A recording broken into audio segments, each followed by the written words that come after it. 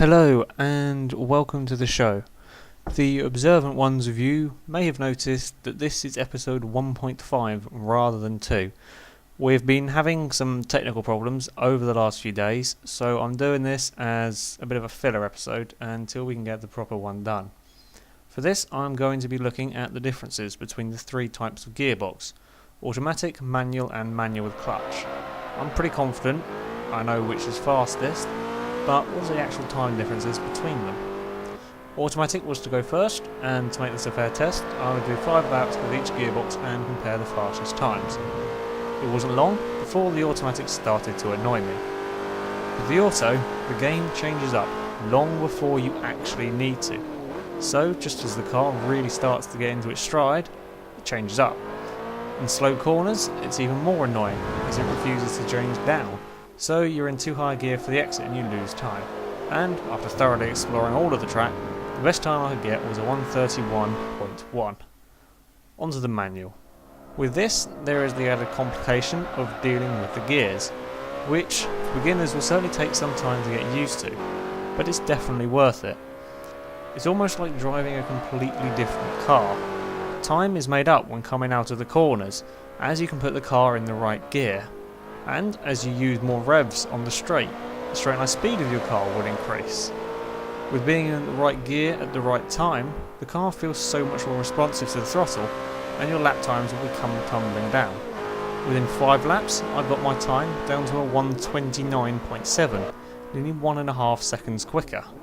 So what could the manual and clutch do? With manual and clutch, you are also controlling the clutch, which is fairly self-explanatory, which means that the time it takes to change gears is slightly reduced, which in turn should make your car slightly faster accelerating and slightly faster in a straight line. It does mean, however, you need to use an extra button for changing gear, which can get rather fiddly and complicated for people like me who use controllers rather than steering wheels.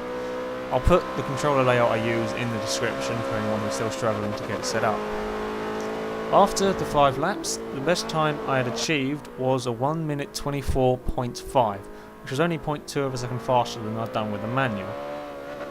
I think the conclusion we're going to have to draw from this is that it's really your driving style that makes all the difference, not the gearbox. There is a small gain to be made in the gearbox for sure, but it's really down to your driving.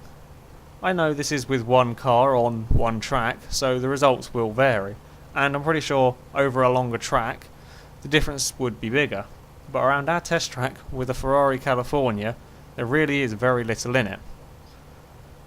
And on that note, we are going to have to end the show. I am amazed that all of my technology has held together long enough for me to do this.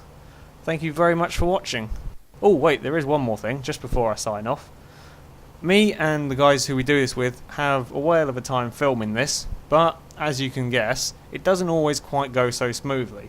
So we are planning to put up an outtake reel. However, for us to do this, we want to get 100 subscribers. I know it's not very much, but it's sort of like a little goal of ours. So guys, get subscribing, get your friends subscribing, get your family subscribing, whatever. When we get 100 subscribers, we will put up an outtakes reel of us generally failing at making videos. Thank you very much for watching, and we'll hopefully see you soon. Goodbye.